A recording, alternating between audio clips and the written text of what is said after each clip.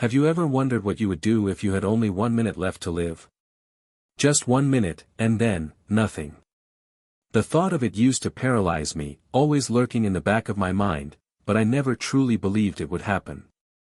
After all, I'm no different from anyone else, living my life, getting older, but never really thinking about what comes next. Death seemed like a distant thought. But now, lying on that cold operating table, it wasn't distant anymore. It was right here, right in front of me. I've lived a good life. At least, that's what I've always told myself. I raised my kids, worked hard at my job, built a home, and made memories. Sure, there were regrets, mistakes, things I wished I could have done differently, but like most people, I thought I had plenty of time to make up for it. To fix things. To do better. But now, I was lying there, feeling the weight of the truth settling over me. It wasn't a question of, if I would die, it was a matter of, when. And right now, I knew that, when, was happening, fast. The room was sterile, the air thick with the smell of antiseptic. The surgical lights above were too bright, too harsh for my tired eyes. I could feel the coldness of the operating table beneath me, the hum of the machines monitoring my heart rate, the sound of doctors and nurses moving around me. But something felt wrong. Something felt off. My body was growing weaker by the second, and the more I focused on it, the more I realized I couldn't feel my heart beating. Not at all. I overheard a nurse saying something, her voice muffled by the growing silence in my head. It was strange, everything around me was getting quieter, almost as if the room itself were fading away. I tried to move my arm, but nothing responded. My hands lay at my sides like dead weights. My breath became shallow, slower, each intake of air a little harder than the last. And then, I heard the doctor's voice, low and steady, almost detached. "I'm sorry, Mr. Miller," he said, though I didn't quite understand what he meant at first. "You've gone into cardiac arrest. Your pulse is gone. We've lost him." Gone. Lost? Was that it? Was this how it ended? I felt a strange, eerie calm wash over me. I had been prepared for this moment in my own way. Everyone says you know when it's your time, but I never believed that. I thought I would get more time, more chances to do things right. But now, I didn't even have a chance to say goodbye. But instead of feeling fear, I felt peaceful. There was no pain, no panic. My body wasn't mine anymore. I wasn't sure where I was, or even if I was still in my body at all. The world around me started to blur, my senses slipping away like sand through my fingers. I felt weightless, suspended between life and death, and I could hear the faint sound of my heartbeat, fading with each passing second, until it was nothing more than a whisper, lost to the void. And then, something strange happened. A feeling, a sensation so profound, so overwhelmingly powerful that I couldn't even comprehend it at first. I felt myself, lifting. Floating upward. I could still see the operating room beneath me, but it felt distant, as if I were watching it from a far-off place, like I wasn't really a part of it anymore. I wasn't confined to that cold table or my frail body. Instead, I was free. My mind began to clear, and with it, came the realization that I was no longer tethered to my physical form. I was rising above it, watching it from above as the doctors worked feverishly to revive me. I could see their faces, their hurried movements, but none of it seemed real. It was as if I had stepped out of time itself. I wasn't worried. I wasn't scared. I was at peace. And then, there it was. The light. It wasn't blinding, but it was radiant, warm and inviting, pulling me toward it like a magnet. It wasn't the harsh glare of hospital lights or anything I had ever seen in this world. No, this was different. This was divine. I felt drawn to it, this ethereal glow that seemed to be the source of everything around me. The light enveloped me, not in a physical sense, but in a way that transcended any experience I had ever known. There was no fear, no pain, just peace. A peace so profound, I couldn't even begin to describe it. I continued to drift toward the light, feeling more and more like myself with each passing moment, even though I wasn't sure what that self was anymore. And then, as I neared the edge of this glowing space, I saw him. Jesus. I can't explain how I knew it was him. I didn't see the face clearly, but I knew. It was the presence. The overwhelming sense of unconditional love. He didn't need to say anything. His presence alone was enough. But then, he did speak. His voice was gentle, calming, filled with infinite understanding. "You have a choice, John," he said softly. "You can stay here, in peace. Or you can return to your life." For a moment, I was speechless. The idea of staying in that place, of never having to face the trials and heartaches of life again, was incredibly tempting. The world I was leaving behind had been full of pain, disappointment, and loss. But this place was perfect. It was warm, it was safe, and it was free of all the burdens I had carried. But as I stood there in that moment of indescribable peace, something deep inside of me stirred. A sense of responsibility, a nagging feeling that there was more to my life than I had realized. Something unfinished. A purpose I had yet to fulfill. "Why?" I asked, my voice trembling, though I wasn't sure if I was even speaking aloud. "Why do I have to go back?" Jesus smiled, though it was more of a knowing look than anything else. "Because you have more to give, John. Your journey isn't over yet. You have work to do." I didn't understand it at the time. I didn't understand why I couldn't just stay. But I knew, deep down, that it wasn't my time. I wasn't done yet. I had to return.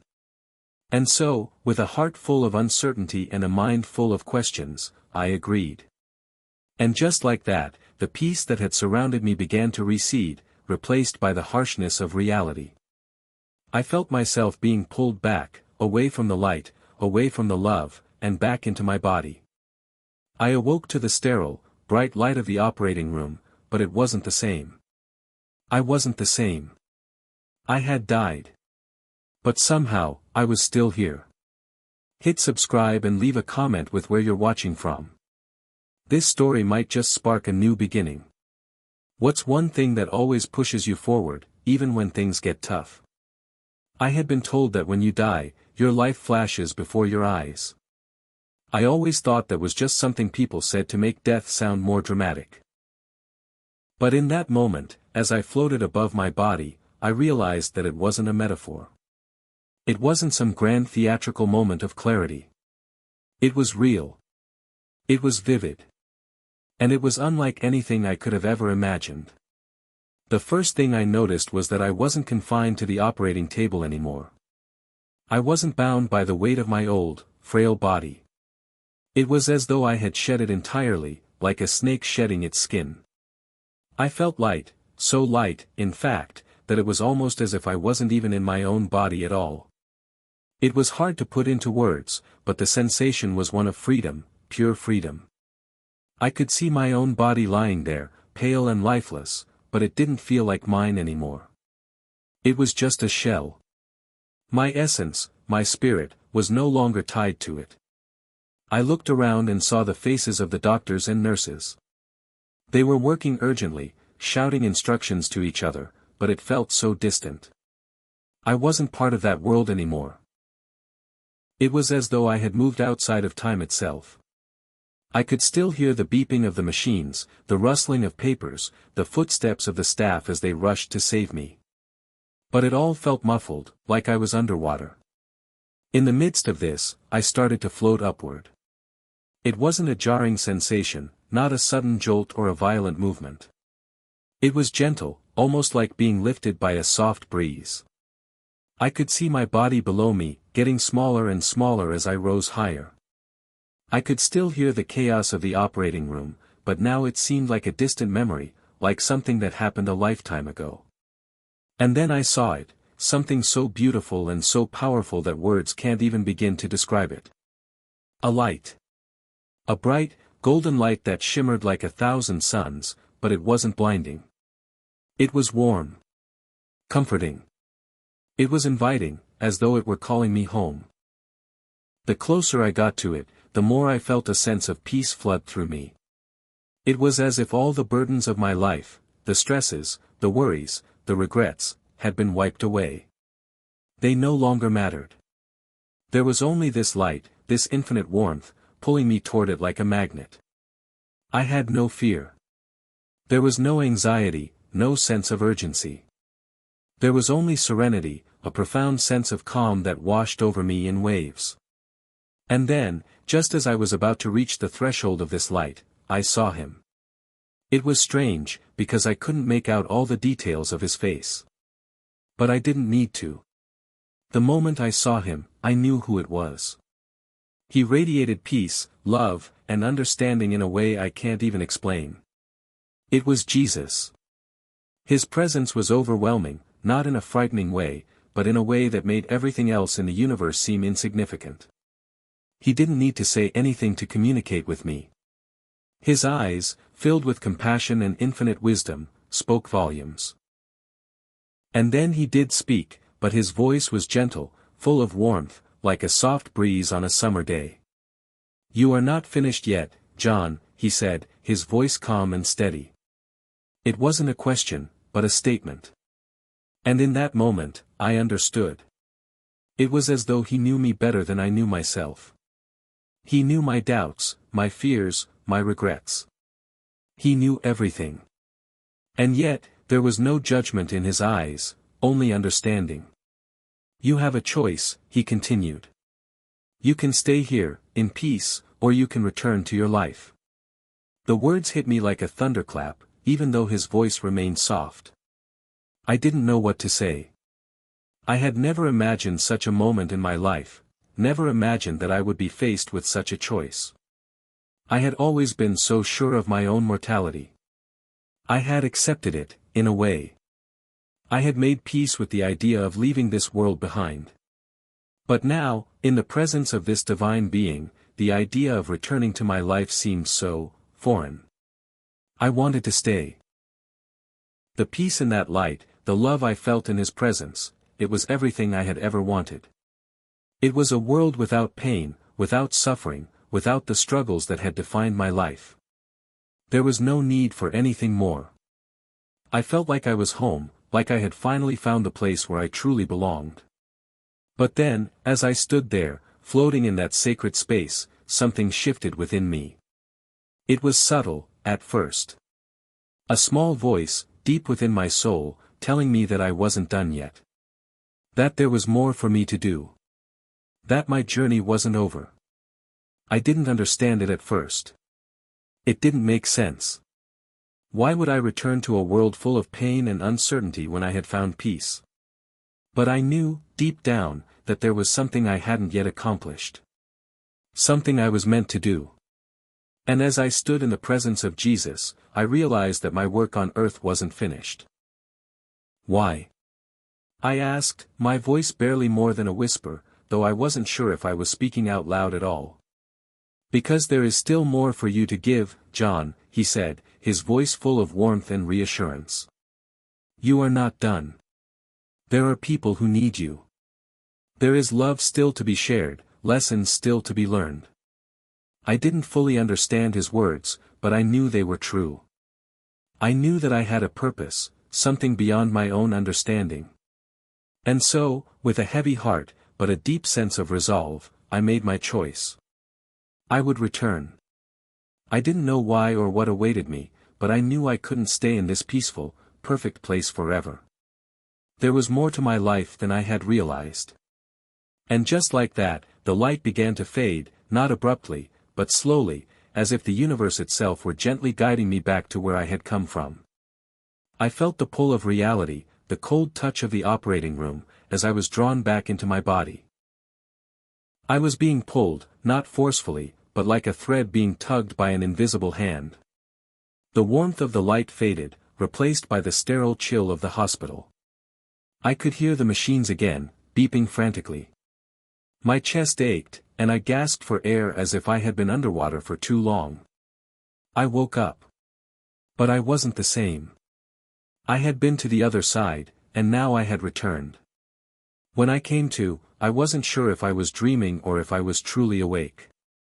Everything around me seemed distant, almost unreal. My body ached as if I had been through a tremendous ordeal, but that wasn't the worst of it. The worst part was the deep, gnawing feeling inside of me that I was not the same. I had just returned from something more profound than I could understand, and it left me feeling disconnected from the life I had known. I blinked, trying to adjust to the harsh fluorescent lights of the operating room above me. The beeping of the heart monitor was louder now, a constant reminder that I was back in my body. The cold, sterile smell of antiseptic clung to the air, filling my nostrils. But all of this seemed so foreign to me. I looked around and saw the same doctors and nurses, but they didn't look quite real. They seemed like shadows, figments of a world I had just left behind. My hand instinctively went to my chest. I could feel the sharp, heavy rhythm of my heart, pumping slowly but steadily. But it didn't feel like my heart anymore. It felt like something separate from me, something I didn't quite belong to. I tried to sit up, but the pain in my body was overwhelming. My muscles were stiff, and a sharp pang ran through my chest. It took everything I had to remain still. A nurse appeared by my side, her face a mix of concern and relief. She was speaking, but the words felt distant. Her lips moved in slow motion as though I were underwater. "You're awake, Mr. Miller. Do you know where you are?" she asked gently. I wanted to answer her, to tell her everything that had happened, but the words wouldn't come. My mind was racing, trying to piece together what had just occurred. I had seen the light. I had spoken with Jesus. I had been given a choice. And I had returned. But why? Why had I come back? I could feel the questions swirling inside me like a storm. My hands trembled as I reached for the 4 in my arm. I wanted to pull it out, to disconnect myself from this world that now felt like a prison. But I was too weak, too disoriented. My mind still felt half in the afterlife, still lingering in the light, while my body lay tethered to this cold, mechanical place. The nurse placed a hand on my shoulder, her touch warm and grounding. "It's okay," she said softly, though I wasn't sure if she was comforting me or herself. "You're going to be fine. The doctor will be in soon to check on you." I nodded absently, but I wasn't really listening. I was still trapped in my own thoughts, trying to make sense of the surreal experience I had just gone through. I had died. I had left my body, floated into a light, and met Jesus. But now I was back. I wanted to tell someone what had happened to me, to share the peace and the overwhelming love I had felt in that moment. But the more I thought about it, the more I realized that no one would understand. No one could understand. How could they? I could barely understand it myself. I lay back against the pillow, my mind racing with questions. What was I supposed to do now? How could I return to my life as though nothing had changed? The person I was before this happened felt so distant, like a stranger. I had always prided myself on being practical, logical. But now, none of that seemed to matter. The world I had left behind no longer felt like it had the same significance. But what did that mean? If I didn't belong here, then where did I belong? I closed my eyes, willing myself to calm down, but the uncertainty gnawed at me. I had come back with a purpose, I was sure of it. But what was that purpose? What was I meant to do with the gift of life I had been given again? As I lay there, trying to steady my breath, I felt the presence again. It wasn't the same as the overwhelming peace I had felt in the light, but it was familiar, comforting in its own way. I could almost hear it, like a whisper in my soul, a reminder that I wasn't alone in this. I took a deep breath, trying to quiet the storm in my mind. The presence wasn't speaking to me in words, but in a sense of understanding. It was as if the very fabric of the universe had shifted around me, and though I couldn't see it, I knew something had changed. The door to my room creaked open, and I looked up to see the doctor step inside. He was a middle-aged man, his expression a mix of professionalism and concern. He glanced at the chart in his hands before meeting my eyes. "Well, Mr. Miller," he said with a small smile, "I see you're awake. That's a good sign. You gave us quite a scare there." I tried to speak, to explain what had happened, but my throat was dry, and I couldn't find the words. I opened my mouth, but nothing came out except a rasp. The doctor noticed my struggle and reached for a glass of water on the table beside my bed. "Take it slow," he said gently, helping me drink from the glass. "You've been through a lot. It's okay to take your time." I nodded, but my mind was still elsewhere. I wanted to tell him everything, to shout the truth of what I had experienced. But something told me to stay silent. Maybe it was the realization that he wouldn't understand. Maybe it was the understanding that I didn't even fully understand myself yet. The doctor checked my vitals, mumbling to himself as he scribbled notes on the chart. He paused, looking at me with a raised eyebrow. "You're a lucky man, Mr. Miller. Your heart stopped, and we had to bring you back. But you're stable now. We'll need to keep an eye on you, of course." I nodded, but his words barely registered. I wasn't worried about the physical side of things anymore. What mattered was the change I felt inside of me. The world around me had shifted. And I had no idea how to find my place in it again.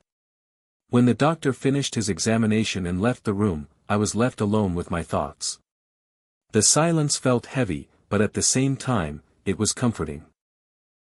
I leaned back in the bed, closed my eyes, and tried to focus on what I had learned. I didn't have all the answers yet. But I knew one thing for sure: I wasn't the same person who had entered that operating room. I had touched something beyond this life. And I couldn't ignore it. I had come back for a reason. Now, I just had to figure out what that reason was. In the days that followed, I felt like a stranger in my own skin. It wasn't just the pain from the surgery or the slow recovery that made everything seem foreign, it was something deeper. I had been to the other side, and now that I was back, everything around me felt hollow, as though the world had lost its vibrancy. I couldn't shake the feeling that I didn't belong here anymore, not in the same way I had before. The doctors and nurses continued their rounds, and my family came to visit, bringing with them smiles, flowers, and concerned looks. They all seemed so normal, so grounded in the world I had once known. But I was different. They couldn't see it, but I could feel it deep inside me. My wife, Linda, sat at my bedside, holding my hand. Her eyes were filled with relief, but there was a flicker of concern beneath the surface. She had been through so much during the last few days, waiting, hoping, praying for my recovery. She had stayed by my side, not leaving the hospital for more than a few hours at a time. She had always been strong, but I could see the toll it had taken on her. "How are you feeling?" she asked softly, brushing a lock of hair from my forehead. "I know it's been rough, but you're going to be okay. You're back with us now." I nodded, squeezing her hand, but I wasn't sure what to say. How could I explain what had happened to me? How could I tell her that I had been to a place so beautiful, so peaceful, and now that I was back, I felt like I was just going through the motions of life? I didn't want to hurt her, didn't want to make her feel like I was somehow distant. But the truth was, I didn't know how to re-enter this world after experiencing something so profound. Linda seemed to sense that something was off. She leaned closer, her voice full of tenderness. "John, I know you're still processing everything. You've been through a lot. But I'm here for you. We're going to figure this out together." I wanted to believe that. I really did. But part of me felt like I was living in a dream that I couldn't wake up from. My heart longed for the peace I had found on the other side, and no matter how hard I tried to convince myself to return to my old life, to be the husband, father, and man I once was, I couldn't shake the feeling that I was being called to something greater. That night, after everyone had gone home and the hospital room had quieted down, I lay in bed staring at the ceiling. The darkness felt like a comfort, though it also deepened the sense of isolation inside me. I closed my eyes and let myself drift back into the memory of the light, the overwhelming glow that had surrounded me, the warmth I had felt in Jesus' presence. I could still feel it, like a faint echo in my soul. It was so real, so vivid, as if it were just a breath away. I longed for it, more than anything I had ever longed for before. And then, I felt it again, the presence. It wasn't as intense as before, but it was there, like a whisper in my mind. I sat up in bed, my breath catching in my throat. The sensation was so strong, so undeniable, that I felt as though I wasn't alone in the room. "John," I heard a voice in my mind, soft but clear. It was the same voice I had heard in the light. "Jesus. You're not alone. I'm with you, and I always will be." The word struck me to my core. I hadn't expected it, not like this. It wasn't a dream, not a figment of my imagination. It was real. His presence was real. I could feel it in every fiber of my being. "I'm here," I whispered, not sure who I was speaking to. "But I don't know what to do. I don't know how to go back to my life, to the person I was." There was a pause, and then I heard his voice again, not in words but in a deep, knowing sense that washed over me. It wasn't a judgment, but a reassurance, a reminder that I didn't have to have all the answers right away. I just had to take one step at a time. "You don't need to have all the answers," he said gently. "But you must live with purpose, with love. You've been given another chance, and it's not by accident. There is still work for you to do." I closed my eyes, letting the words sink in. The idea that I had more to give, that my life wasn't over yet, was both comforting and terrifying. I felt like I had been given a second chance, an opportunity to make a difference, to live with intention. But I didn't know how to start. The world I had known felt so distant, so small compared to the vastness of what I had experienced. "Can you show me the way?" I whispered, my voice shaky with the weight of the question. For a moment, there was silence. Then, softly, the presence responded. "Trust. Trust in the love that brought you back. It will guide you. The answers will come, in time." With that, the presence faded, leaving behind a profound stillness in the room. But it wasn't an empty stillness. It was a stillness filled with possibility, with the quiet hum of something larger than myself. I lay back against the pillow, a sense of peace settling over me. The path ahead was uncertain, but for the first time since I had woken up, I felt a flicker of hope. I didn't have to have everything figured out right now. I just had to keep moving forward, step by step. I had been given a second chance at life, and I was determined not to waste it. The next morning, as the sun rose and cast a soft glow over the hospital room, I felt something shift inside me. It wasn't just the physical healing from the surgery, but something deeper, something spiritual. I had returned from the other side, and now I had a responsibility to live with purpose, to love with intention. As Linda walked into the room with a fresh cup of coffee, her tired eyes softening at the sight of me, I realized that I was ready to begin again. To rebuild, to heal, not just physically, but spiritually. I had a second chance at life, and with it came the opportunity to make a difference. And though I didn't know exactly what lay ahead, I knew one thing for sure: I wasn't alone in this journey. The days after I left the hospital felt like a blur. Time seemed to stretch in ways I hadn't noticed before, each moment more profound, but also more fragile. I was no longer the same man who had been rushed into that emergency room days ago. The physical pain from the surgery faded over time, but it was the internal shifts that were harder to shake. I found myself searching for meaning in every little interaction, every event, and every moment of stillness. Linda did her best to support me, but even she noticed the difference. We sat across from each other at the breakfast table, our usual morning routine, but now the space between us felt different. She was concerned, more than she let on, but she kept her worries to herself. I could see it in the way her eyes followed me as I moved around the house, the subtle hesitations when she spoke, as if she was waiting for me to offer some explanation. But I couldn't explain it, not yet. I wasn't even sure I understood it myself. "You've been quiet lately," Linda said one morning, breaking the silence that had stretched between us like an invisible wall. "Is something bothering you?" I looked up from my coffee, meeting her gaze. Her voice was soft but laced with concern. There was love there, but also something else, an undercurrent of fear, as though she was afraid of what I was becoming. "I don't know," I replied honestly. "I've just been thinking a lot." Linda's brow furrowed. "About what?" I hesitated. The truth was, I didn't have a clear answer. How could I explain what had happened? How could I tell her that I had seen and felt things that were beyond this world? That I had been to a place of peace, of eternal love, and now felt an overwhelming urge to do something with the time I had left? "It's hard to put into words," I finally said, feeling the weight of the words in my chest. "It's like something inside me has shifted. I don't feel the same anymore. I can't explain it." Linda reached across the table, her hand gently resting over mine.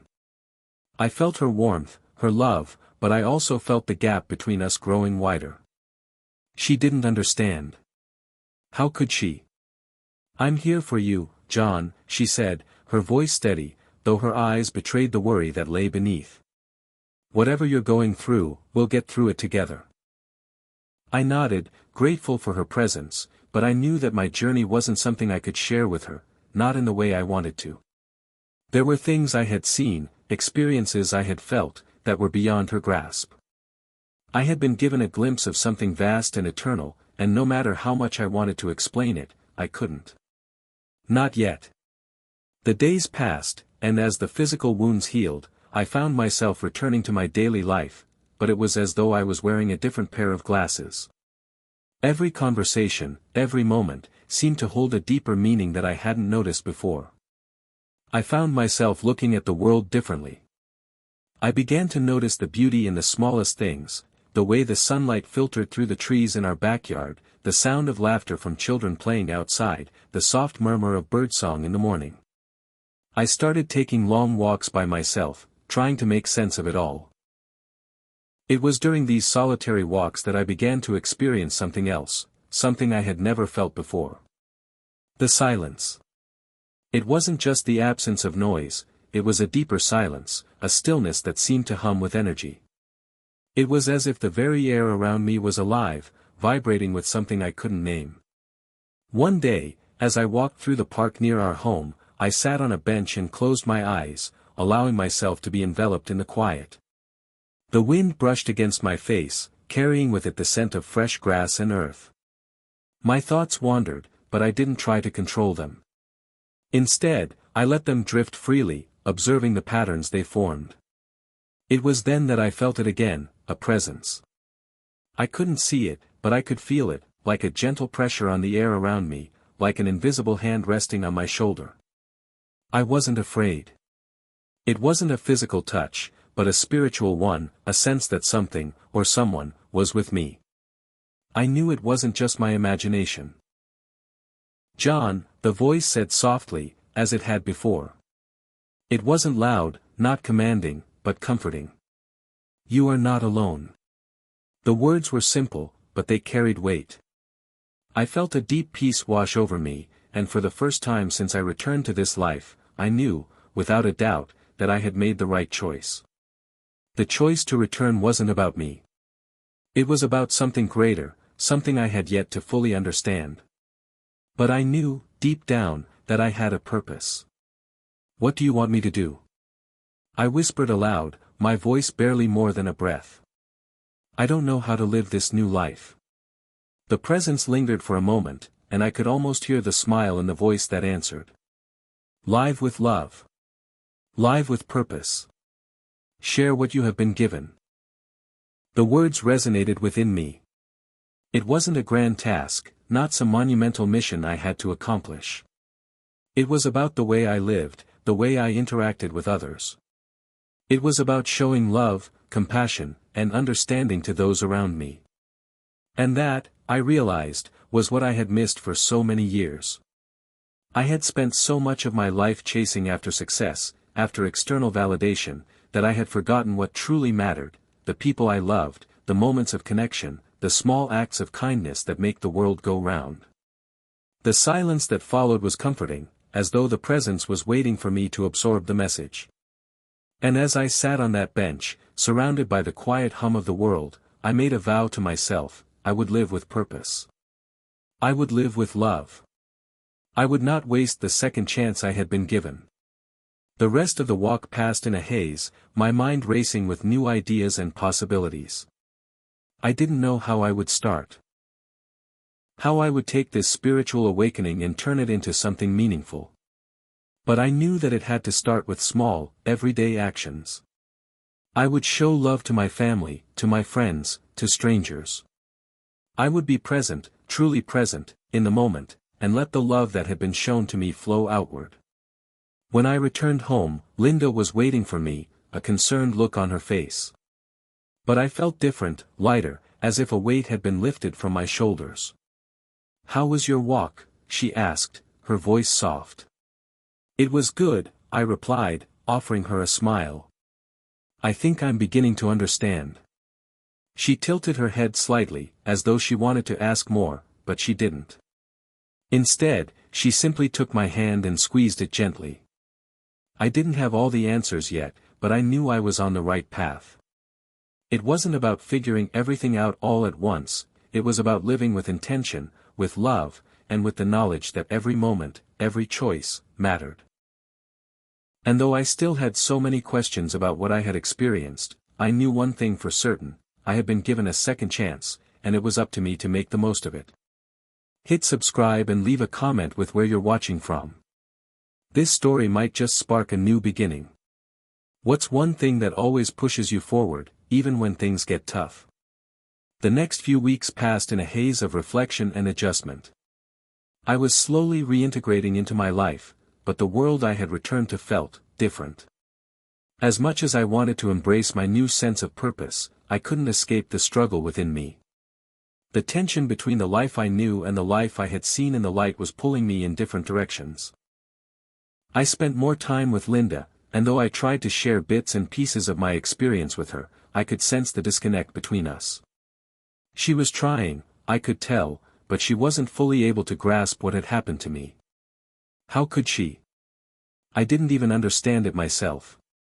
One afternoon, as we sat together in the living room, the weight of the silence grew unbearable. Linda was reading a book, occasionally glancing at me with concern in her eyes. I was trying to focus on the television, but my mind was elsewhere. I wanted to tell her everything, but the words wouldn't come. How could I explain the peace I had felt, the overwhelming sense of love, and the certainty that I had been given a second chance for a reason? "John," Linda said softly, breaking the silence. "You've been distant lately. Are you sure you're okay?" I looked at her, feeling a sharp pang of guilt. She had been my rock for so many years, always there when I needed her. But now, it felt like I was drifting further away from her. I couldn't seem to bridge the gap that had formed between us. "I'm fine," I said, forcing a smile. "Just, trying to make sense of things." She didn't seem convinced, but she didn't press me further. Instead, she reached out and took my hand, squeezing it gently. "I'm here for you, John. I just want you to be okay." I nodded, but I wasn't sure how to reassure her. The truth was, I wasn't okay. Not in the way she thought. The person I had been before the surgery, before the light, felt like someone else entirely. I was still trying to find my way back to him, but the path was unclear. I had been changed by the experience in ways I couldn't explain. The next few days were a mix of trying to get back to a sense of normalcy and struggling to integrate the profound experience I had lived through. Every time I tried to go about my daily routine, whether it was running errands, working in the garden, or even having a conversation with a neighbor, it felt as if I was living in a shadow of the person I once was. The things that used to matter to me no longer seemed important. I remember one afternoon when I was sitting in the park, just as I had on that day of reflection. The sun was setting, and the world seemed to glow in the warm light. I closed my eyes, just for a moment, to collect my thoughts. And as I did, the presence came again. It was familiar, almost like an old friend who had never truly left. "John," the voice said, gentle and reassuring. "You are not alone." It was the same voice I had heard before, the voice that had comforted me during my time in the light. The one that told me I was loved. The one that reassured me that I had returned for a purpose. "I don't know what to do," I whispered, my voice filled with frustration. "Everything feels so different now. I don't fit into this world anymore. I feel like I'm drifting, like I'm stuck between two lives." There was a pause, and I felt the presence shift around me, as though the air itself was bending toward me. "You are not stuck," the voice replied. "You are in a moment of transition. The old life is fading, and the new life is being born within you. But you must trust in the process. The answers will come, in time. Trust the love you have been shown, and it will guide you." I let the words wash over me, feeling a flicker of comfort. But the doubt lingered. I wasn't sure how much longer I could keep pretending that everything was fine. I wasn't fine. I was lost. And the people around me, the ones who loved me, couldn't see it. They couldn't understand what I had seen, what I had felt. I stayed in the park a little longer, letting the quiet surround me. The world around me seemed both familiar and alien at the same time. The trees, the birds, the sound of distant conversations, it was all part of the world I had known. But I had changed. And it felt like I was trying to fit back into a life that didn't quite fit me anymore. Later that evening, when I returned home, Linda greeted me with a soft smile. But there was a hesitation in her eyes, a quiet sadness that I couldn't ignore. She was waiting for me to open up, to let her in, but I didn't know how. The words I needed to say felt trapped inside me, as if they had no place to go.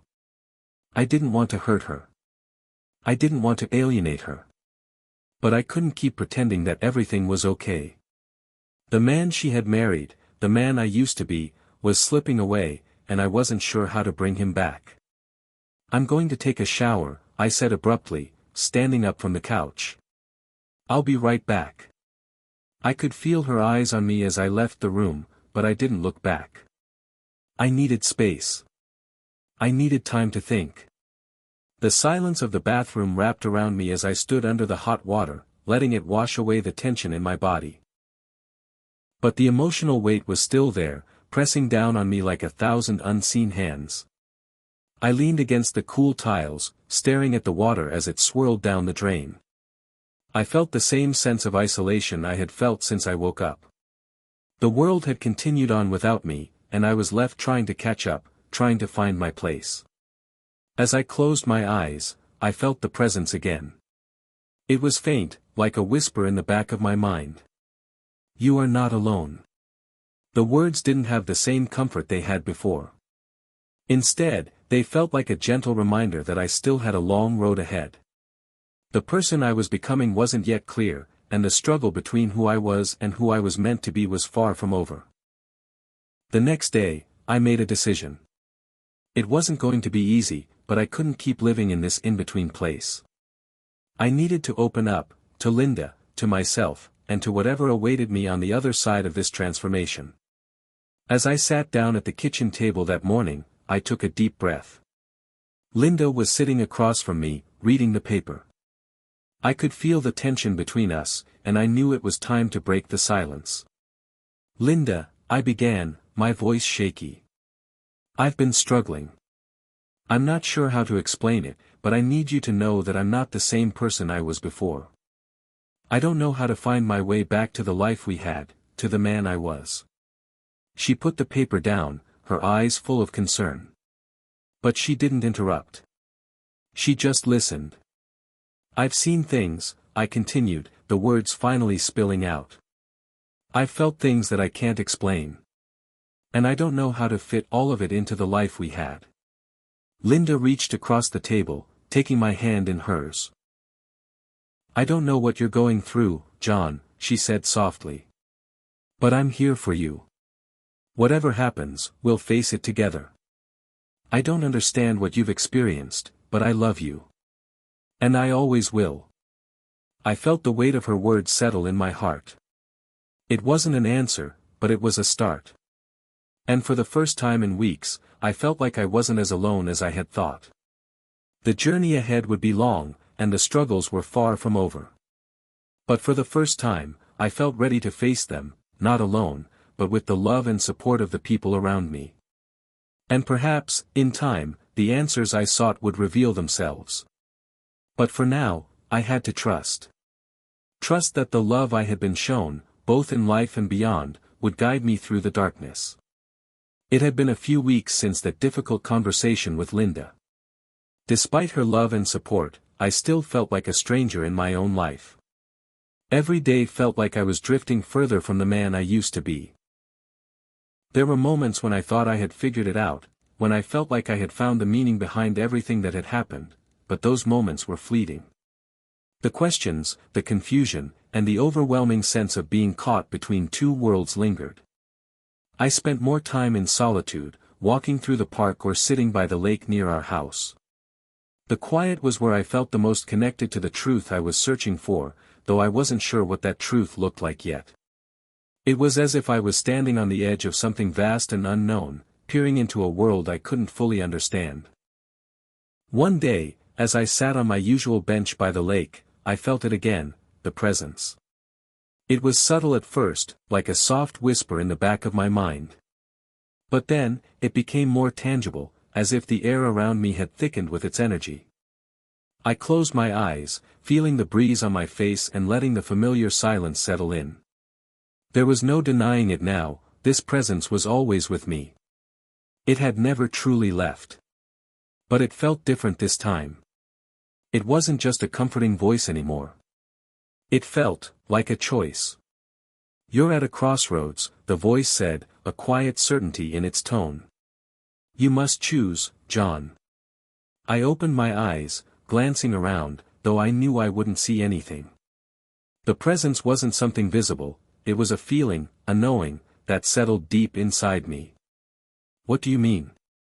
I asked, my voice barely a whisper. "I don't understand."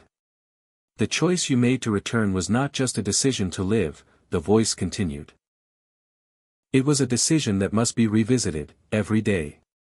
You must choose how to live. Will you live with purpose, or will you fall back into the life you had before? The world you left behind is still there, but it will not hold the same meaning for you. You are changed." I felt a chill run through me at the weight of the words. I had known, deep down, that returning to my old life wasn't as simple as just picking up where I left off. But hearing it spoken so plainly made it all the more real. I had been given this second chance, but it wasn't a gift I could take lightly. The choice wasn't just about survival, it was about living with intention, living with a higher purpose. "What do I need to do?" I asked, my voice more desperate now. I didn't know how much longer I could keep walking this tightrope between two worlds. I needed guidance. I needed answers. "You have already been given the answer," the voice replied softly. "You must live with love. You must give, not for yourself, but for others. Every moment is an opportunity to create a ripple of kindness, to share the peace you have found. It is not about seeking perfection, it is about seeking connection. Let go of the fear that holds you back and embrace the love that surrounds you." The voice faded, leaving me in silence once more, but this time, I felt different. The weight that had been pressing down on me for weeks, the pressure to understand, to make sense of it all, had lifted. I didn't have all the answers, but I knew what I had to do. I had to stop waiting for everything to make sense. I had to start living with purpose, even if I didn't fully understand what that purpose was yet. I stood up from the bench, feeling the weight of the decision pressing on me. The world around me seemed to hold its breath, as if waiting for me to make a choice. I didn't know where this path would lead me, but I knew that I couldn't walk it alone. I needed to open up to the people around me, to share what I had learned, and to trust that the love I had been shown would continue to guide me. That evening, when I returned home, I found Linda sitting on the couch, waiting for me. Her eyes softened when she saw me, and for the first time in what felt like weeks, I saw a flicker of hope in them. "John," she said softly, her voice tentative. "Are you okay?" I nodded, feeling a lump form in my throat. "I think so. I think I've finally started to understand what this all means." She studied me for a moment, as if searching for something in my face. I knew I had to say more, to explain what I had been feeling, but the words didn't come easily. How could I explain the complexity of everything I had experienced? How could I make her understand when I was still trying to make sense of it myself? "I've been given a second chance, Linda," I said quietly, sitting down beside her. "And I don't want to waste it. I don't want to just go back to the way things were.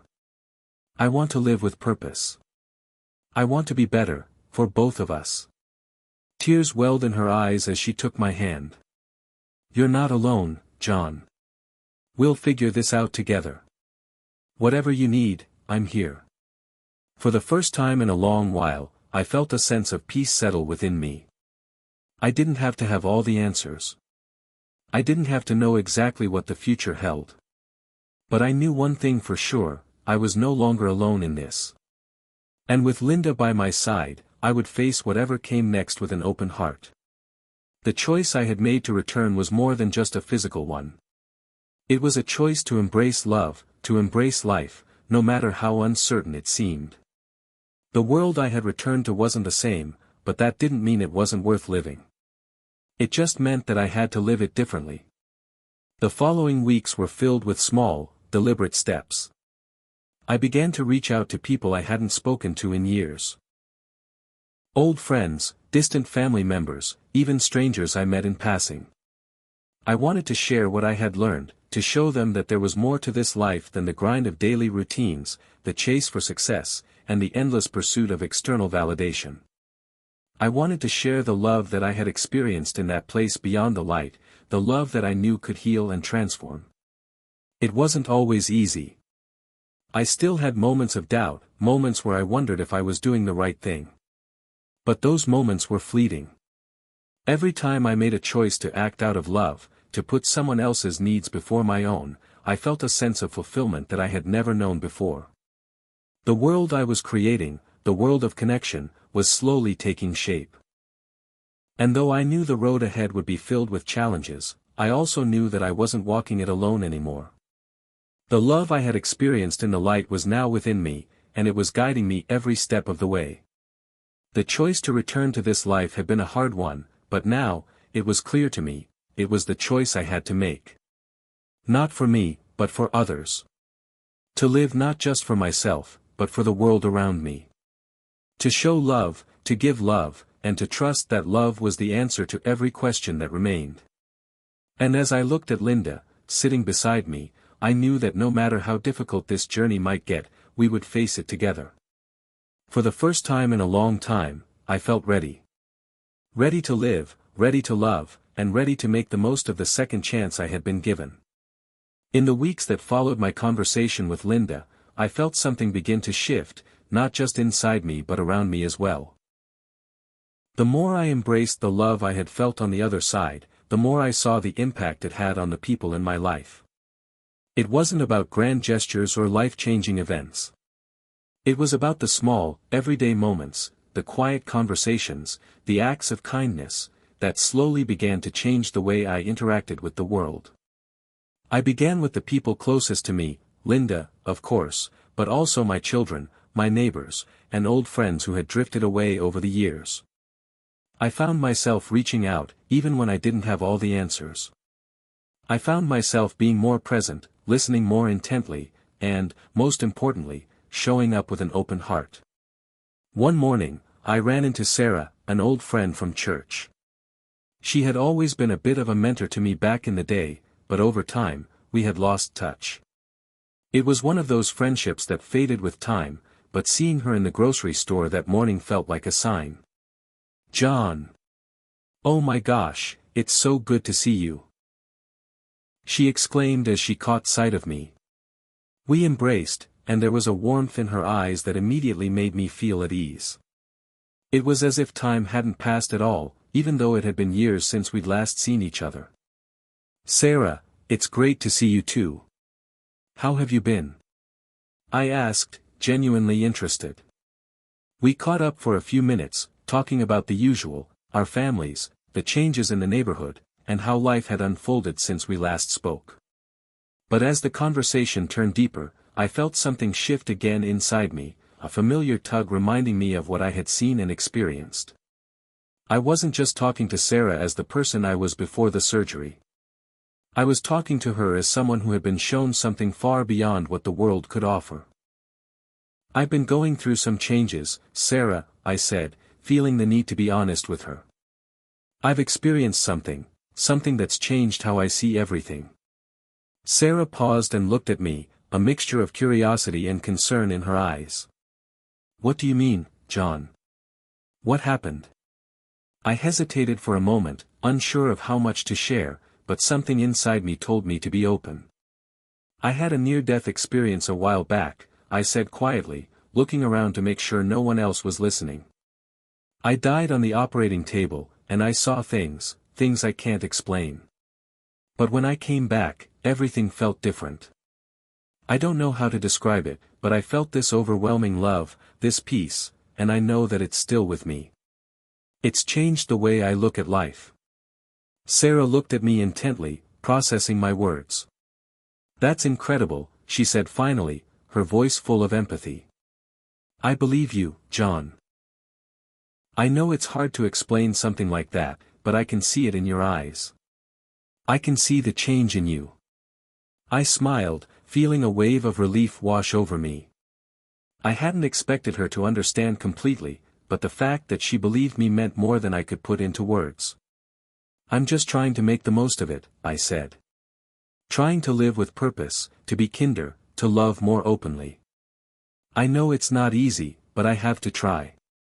Sarah nodded. "I think that's beautiful. It's not easy, but you're right, it's the only way to live, really. We can't keep waiting for the world to change. We have to change ourselves first." Her words stuck with me as we finished our conversation and said our goodbyes. I left the store feeling lighter, as if a weight had been lifted off my chest. It wasn't about having all the answers, it was about taking the steps, no matter how small, to live a life of love and purpose. And if I could show even one person the power of that love, then maybe I had made a difference. Later that week, I found myself standing at the door of a neighbor's house, someone I had known for years but hadn't really connected with since before my surgery. Her name was Carol, and she was a widow who lived alone a few houses down. We had always exchanged pleasantries when passing by, but we'd never really talked. Something inside me urged me to knock on her door that afternoon. I wasn't sure why, but I felt like I needed to reach out to her. She opened the door, surprise in her eyes when she saw me. "John. What brings you by?"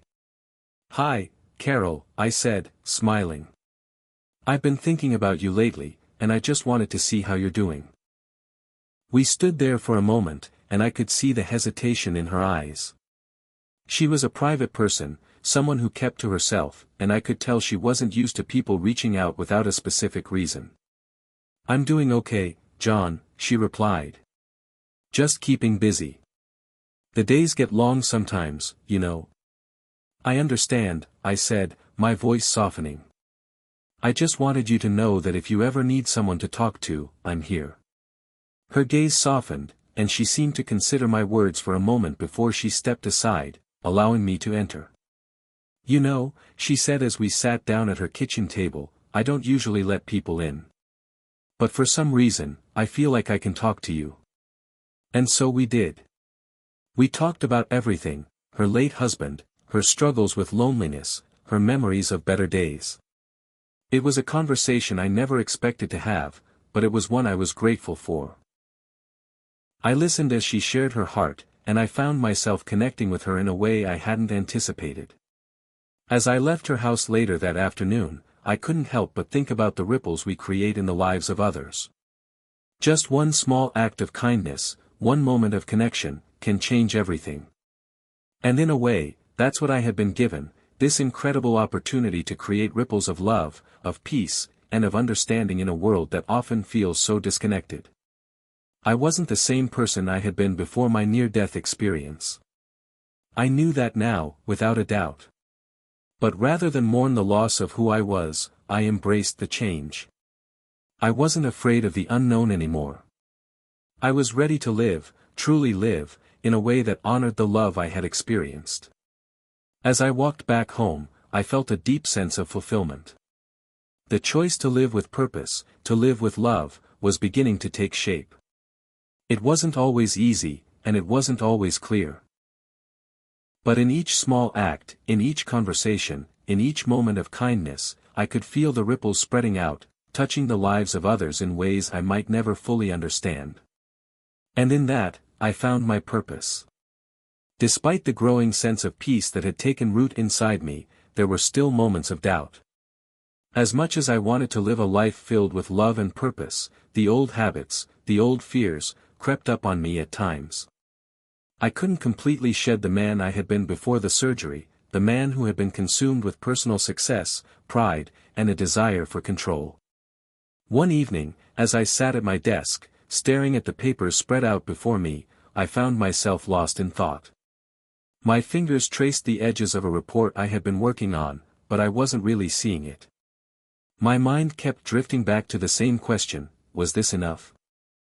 I had made strides, reached out to people, and tried to live with intention, but was it enough to honor the second chance I had been given? There were moments when I doubted the significance of what I was doing.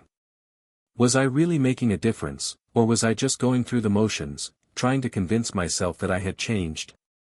I wanted to live with purpose, to share the love I had experienced on the other side, but the struggle was real. Old habits were hard to break. I was still driven by the desire for success, the urge to be seen and appreciated.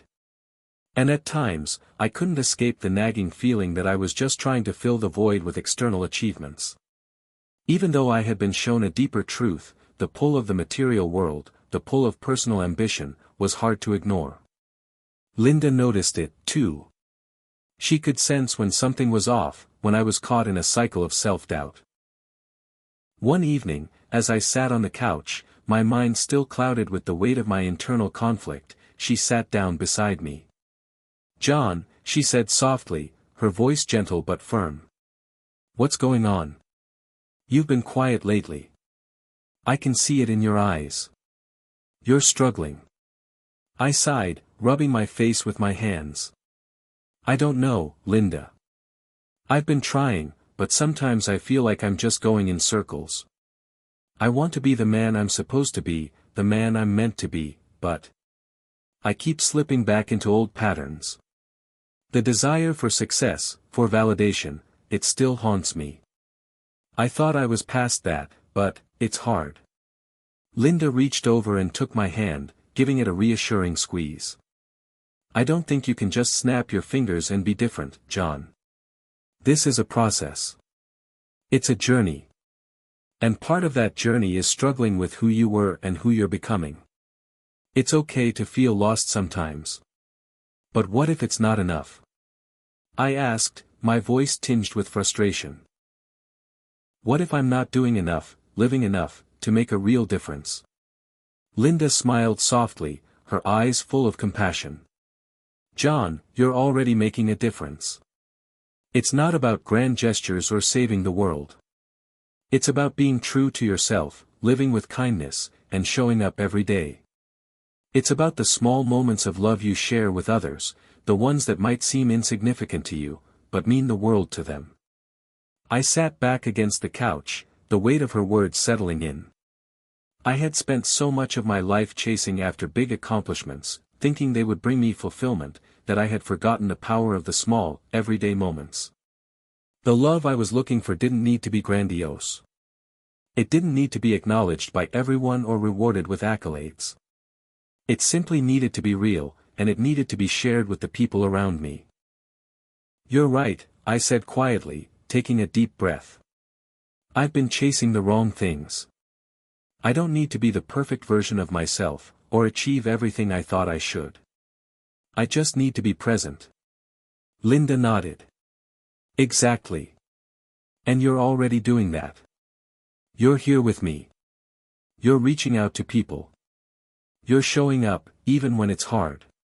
That's enough. I smiled at her, feeling a sense of relief wash over me. The weight that had been pressing down on my chest for so long seemed to ease, just a little. It wasn't about being perfect. It wasn't about proving something to the world.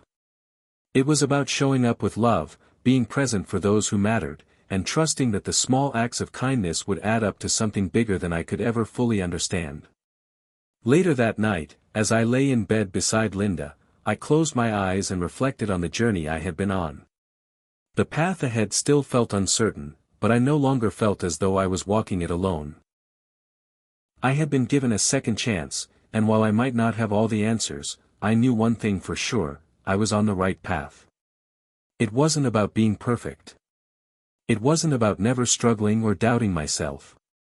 It was about embracing the struggle, accepting the imperfections, and trusting that each step I took, no matter how small, was part of the journey toward living a life that truly mattered. The next morning, I woke up with a renewed sense of clarity. I had been given the gift of life, and I wasn't going to waste it. The journey wouldn't always be easy, but that didn't mean it wasn't worth taking. I sat on the edge of the bed and looked out the window. The sun was just beginning to rise, casting a golden light over the world outside. It felt like a new beginning, a fresh start. I didn't have all the answers, but I knew I was no longer the man I had been. I was someone new, someone who had been given a second chance to live with purpose, to love deeply, and to show up for the people who mattered. And that was enough. With a deep breath, I stood up and walked toward the door. Today was another opportunity to live out the lessons I had learned. Today, I would choose love. Today, I would choose to be present. The rest of the world could wait. For now, I was exactly where I needed to be. As time passed, I began to notice something strange happening within me. The more I embraced the idea of love and purpose, the more the pressure of getting it right seemed to fall away. It was as if the weight of my expectations for myself had lifted, replaced by a calm sense of acceptance, a quiet knowing that I didn't have to strive for perfection. I simply had to be. But it wasn't an instant transformation. It wasn't as though I woke up one morning and found all my doubts gone. It was more like a gradual unfolding, a slow but steady letting go of the things that no longer served me, the things that kept me tethered to the person I had been before. I realized that part of my journey was learning how to let go of the need for control, the need for certainty, and, most importantly, the fear of not being enough. One evening, as Linda and I were sitting on the porch, watching the sun set behind the trees, I found myself thinking about the last few months, everything I had learned and everything I was still learning. I thought about the moments of doubt, the fear that I was somehow missing something, and how, over time, those fears had become less frequent. What once felt like a heavy burden now felt like a distant whisper, barely noticeable. It was in this quiet moment of reflection that Linda turned to me with a thoughtful expression on her face. "You know," she said slowly, "I've been watching you lately. You seem different. I mean, I've always known you, but now, it's like I'm seeing a new version of you. And it's beautiful." I smiled at her, feeling a warmth spread through me at her words. It wasn't the first time she'd said something like that, but hearing it now felt different. It felt real. "I think I've finally started to let go," I said, my voice softer than usual. "Let go of the things that held me back before, let go of the need for everything to make sense. I've realized that the answers don't come all at once. They come in pieces, in small moments, in the quiet." Linda nodded, her hand resting gently on mine. "And those pieces, they add up, don't they?" "Yes," I said, the truth of her words sinking in. "They do. Slowly, but they do." I hadn't fully understood the concept of surrender before. Before my near-death experience, I had always been someone who liked to be in control. I thrived on plans, on knowing what came next. It made me feel safe, like I could protect myself from the unknown. But that was before I had seen the other side, before I had felt the peace that came with surrender. Now, I understood that surrender wasn't about giving up, it was about letting go of the need to control everything. It was about accepting that life would unfold as it needed to, and that I didn't have to have every single answer. I had been given a gift, a second chance, and that gift was not to be spent trying to figure out every detail. It was to be spent living, fully and without fear. I had learned that peace didn't come from knowing everything. It came from trusting. Trusting that the path would unfold, that the lessons would come when they were meant to, and that every step, even the missteps, was part of the journey. The more I let go, the more I realized that I didn't need to seek approval from the world around me. I didn't need to measure my worth by achievements or external validation. What mattered was the love I gave and received, the connections I made, and the way I showed up for the people I cared about. I was no longer chasing a version of success that would leave me feeling empty. I was now chasing something much deeper, something more meaningful, the peace that came with simply being, with knowing that I was enough as I was. One night, as I lay in bed beside Linda, I thought back to the moment I had spent on the operating table. I remembered the feeling of my soul leaving my body, the sense of peace that had surrounded me, and the voice that had asked me if I was ready to return. I thought about the love that had enveloped me during that time, and I realized that, in a way, I had never really left it. It was always there, waiting for me to remember. Waiting for me to surrender to it. And in that moment, I realized that the greatest gift of all was not just the chance to live again. It was the chance to let go of the things that had held me back, to shed the fear and the need for control, and to embrace the love that had always been there. The love that was the true answer to all the questions I had ever asked. The days that followed felt lighter.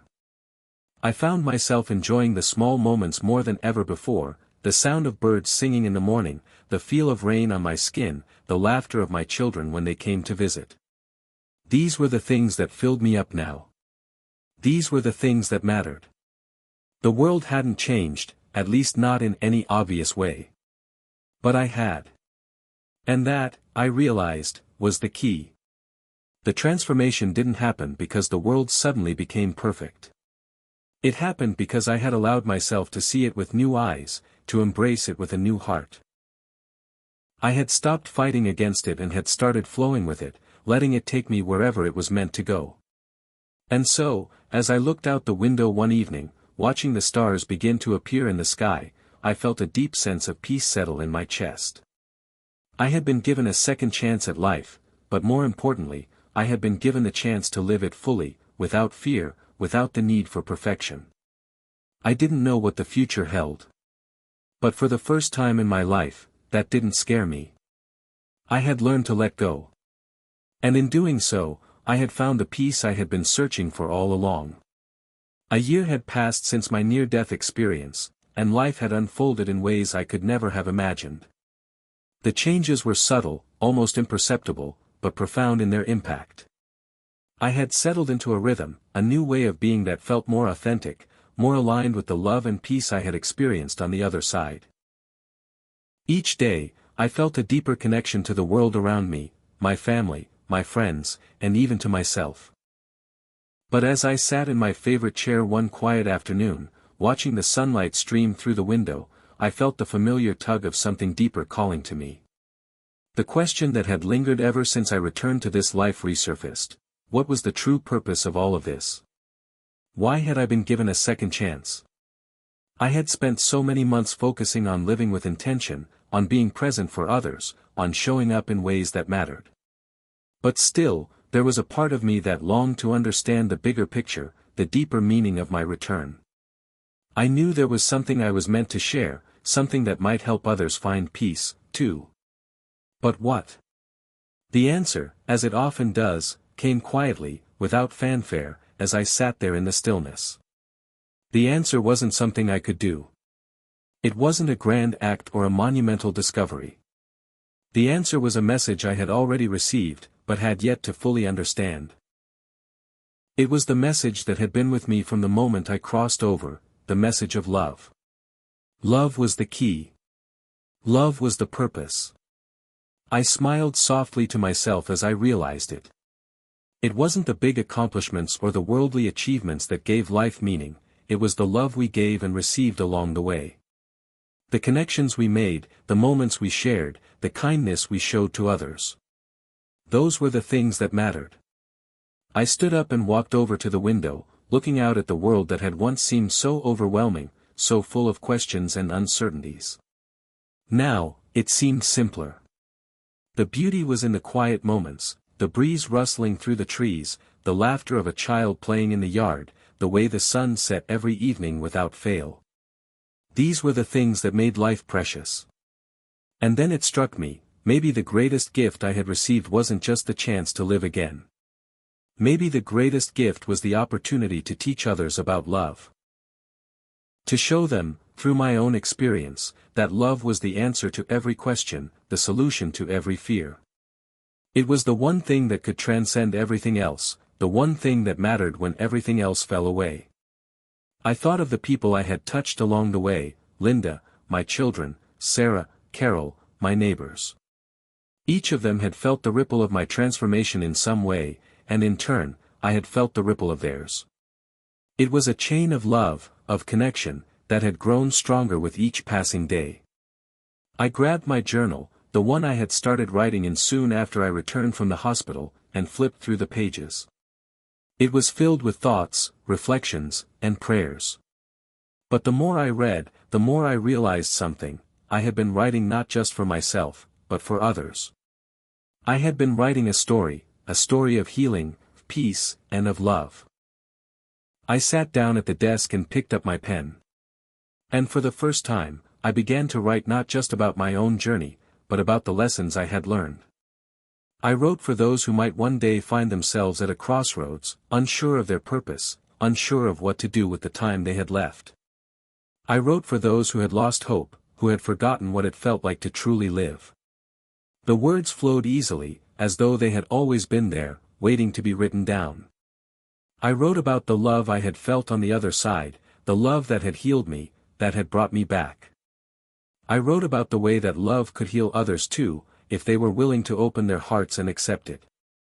It wasn't a book I was writing, not in the traditional sense. It was a message I hoped would reach the right people at the right time, reminding them that love was the answer to everything.